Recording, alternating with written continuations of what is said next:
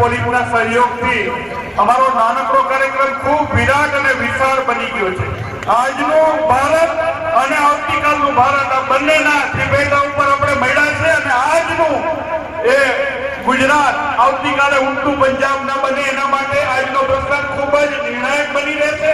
સાહેબ, તમારી હાજરી, તમારી પ્રેરણા અને તમારા સપોર્ટથી અમે બધા જ પ્રોત્સાહિત થયા છે અને પ્રેરણા પામ્યા છે। હું વિનંતી કરું, માંગરોળ ડોક્ટર એસોસિએશનની ટીમ એક સાહેબશ્રી સાથે એક ગ્રુપ ફોટો આજની મેમરી રૂપે અમે સાચવવા માંગીએ છીએ। સાહેબ, તમારી સાથે એક સન્માનનું બની રહે।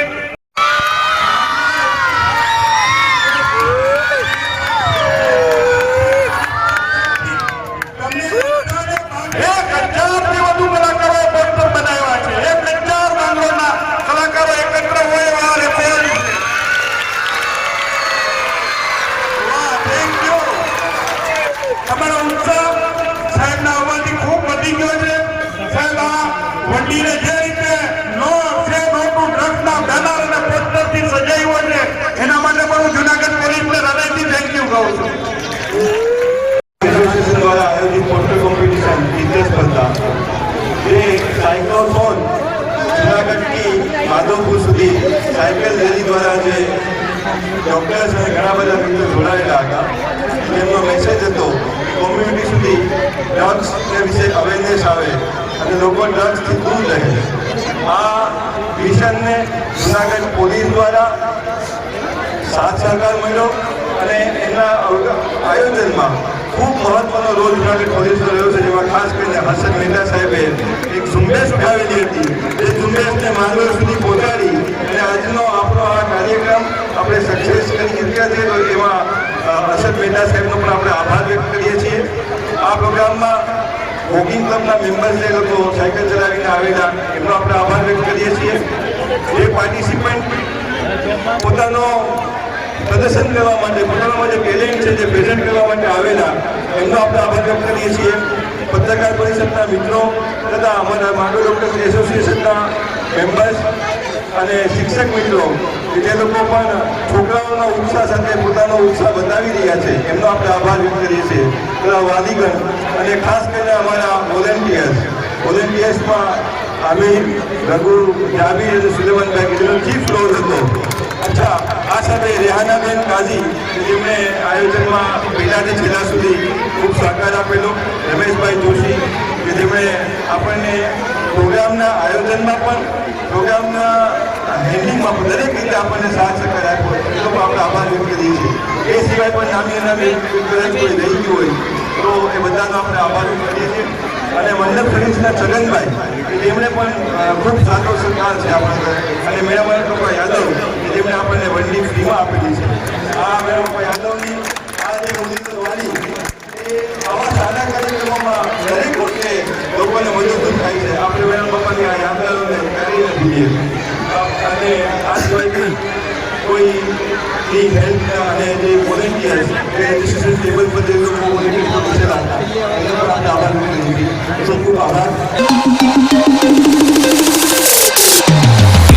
આ કાર્યક્રમને સફળ બનાવવામાં માંગરોળના ડોક્ટર્સ એસોસિએશનની સમગ્ર ટીમ, સ્પર્ધામાં ભાગ લેનાર બાળકો, ભાઈઓ, બહેનો, વાલીઓ, શિક્ષકો, જૂનાગઢ જિલ્લા એસપી સાહેબ, સમગ્ર જૂનાગઢ જિલ્લા પોલીસ સ્ટાફ, વોલિયન્ટર્સ ભાઈઓ બહેનો અને આ કાર્યક્રમમાં જોડાયેલા તમામ લોકોનો માંગરોળ ડોક્ટર્સે આભાર માન્યો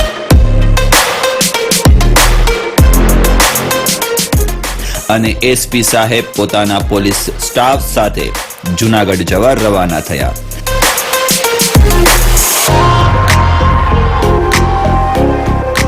સાથે વોકિંગ ક્લબના સભ્યો પોતાની આગળની આ જૂનાગઢ જિલ્લા નશામુક્ત મુહિમમાં માધુપુર જવા રવાના થયા।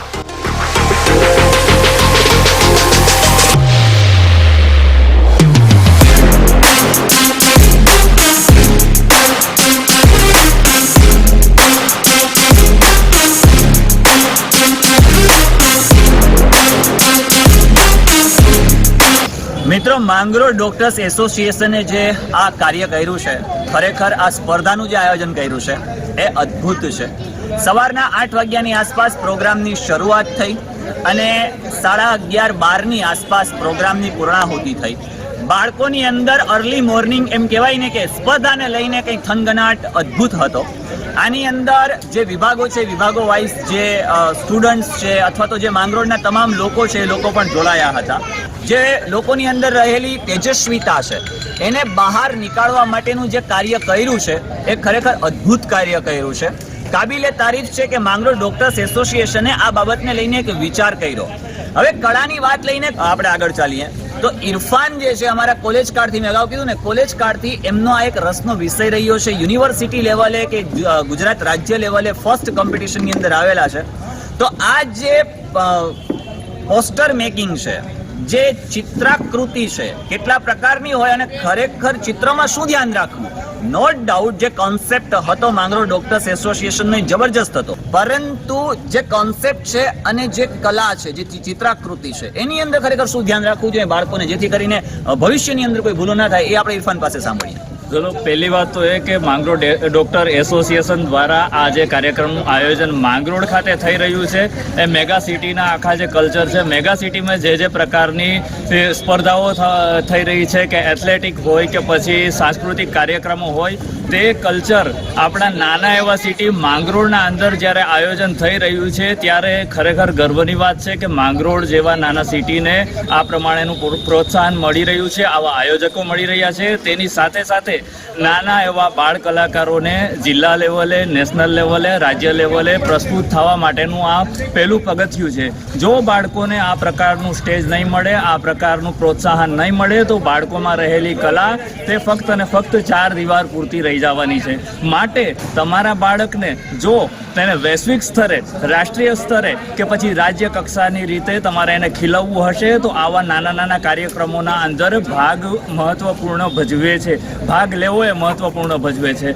માટે કરી અને શાળા કક્ષાના કાર્યક્રમો, તાલુકા કક્ષાના કાર્યક્રમો કે જે કોઈ પણ કાર્યક્રમો તમારા તાલુકા અથવા જિલ્લામાં થતા હોય, તમારા બાળકોની દરેક કળાને વિકસાવવા માટે કરી આવા બાળકોને તમારે એક કક્ષા સુધી પહોંચાડવા પડશે, તેમાં ભાગ લેતા થવા પડશે. હવે રહી ચિત્રની વાત, તો ચિત્રના અંદર અત્યારે જે ચિત્ર સ્પર્ધાનું આયોજન હતું તે પોસ્ટર મેકિંગ ચિત્ર સ્પર્ધા હતું. ચિત્ર સ્પર્ધાના અંદર 4 ડિવિઝન આવે છે: પોસ્ટર મેકિંગ, ચિત્ર સંયોજન, પદાર્થ ચિત્ર અને ભાત ચિત્ર. આ 4 ડિવિઝન અને 4ના અંદર જે કોઈ રચનાઓ થતી હોય અલગ છે, પરંતુ પોસ્ટર મેકિંગ ચિત્રનું મહત્વ એ છે કે તમે સમાજના અંદર થતા દૂષણને કઈ રીતે તમે ડામી શકો છો અને તેનો પ્રચાર અને પ્રસાર આવા પોસ્ટરો દ્વારા તમે કઈ રીતે કરી શકો છો. જેમ કે પાણી બચાવો, સ્ત્રી ભ્રૂણ હત્યા અટકાવો, પ્રદૂષણ મુક્ત ભારત, એ બધા પોસ્ટર મેકિંગના સબ્જેક્ટ છે. આ આયોજન જ્યારે માંગરોળમાં થયું તે ખરેખર ગર્વની વાત છે. અને આવી જ રીતે માંગરોળના અંદર હજી ઘણી કલાઓ, જેમ કે વક્તૃત્વ સ્પર્ધા પણ છુપાયેલી છે. તો નિબંધ સ્પર્ધા થઈ ગઈ, આના પછી ચિત્ર સ્પર્ધા થઈ ગઈ. હવે મારી આશા છે કે માંગરોળ ડોક્ટર એસોસિએશન અને અન્ય શિક્ષણ સમિતિ પણ વક્તૃત્વ સ્પર્ધા, ડિબેટ સ્પર્ધા એવી અલગ અલગ સ્પર્ધાઓનું આયોજન કરી અને માંગરોળના આ સુષુપ્ત શક્તિવાળા કલાકારોને વૈશ્વિક કક્ષાએ અને રાષ્ટ્રીય કક્ષાએ બહાર લાવવાનો પ્રયત્ન કરે.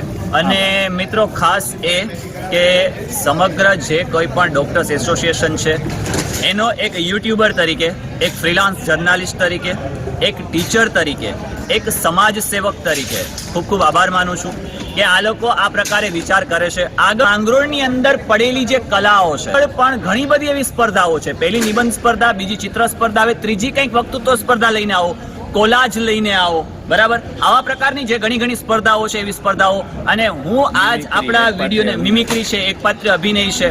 હવે આજ આપણા આ સોશિયલ મીડિયાના માધ્યમથી હું એક વાત તમને ખાસ જણાવું છું કે ટૂંક જ સમયની અંદર આપણે બહુ ભવ્ય અભિયાનોનું આયોજન કરવા જઈ રહ્યા છીએ. એટલે સમગ્ર માંગરોળ તૈયાર થઈ જાજો. ઓલરેડી જેટલું શક્ય બન્યું છે એટલું તમારા સમક્ષ લોકોના પ્રશ્નોને વાંચા આપવાનો પ્રયત્ન કર્યો છે. સમગ્ર જે આયોજન છે એ આયોજન સુંદર રીતે તમારી સમક્ષ રજૂ કરવાનો પ્રયત્ન કર્યો છે. આગળ પણ આપણે આવી જ રીતે કાર્ય કરતા રહેશું. તમારા બધાનો સપોર્ટ જરૂરી છે ભાઈ. જો એ નહીં હોય તો એને વગર મજા નહીં આવે, આપણે આગળ નીકળી જ નહીં શકીએ. તમારો સપોર્ટ રહ્યો તો એક સુંદર સ્વચ્છ અને કહેવાય ને કે સારી રીતે આપણે માંગરોળને એક ઉજ્જવળ બનાવી શકીશું અને બાળકોની કારકિર્દીને પણ આપણે ઉજ્જવળ બનાવી શકીશું.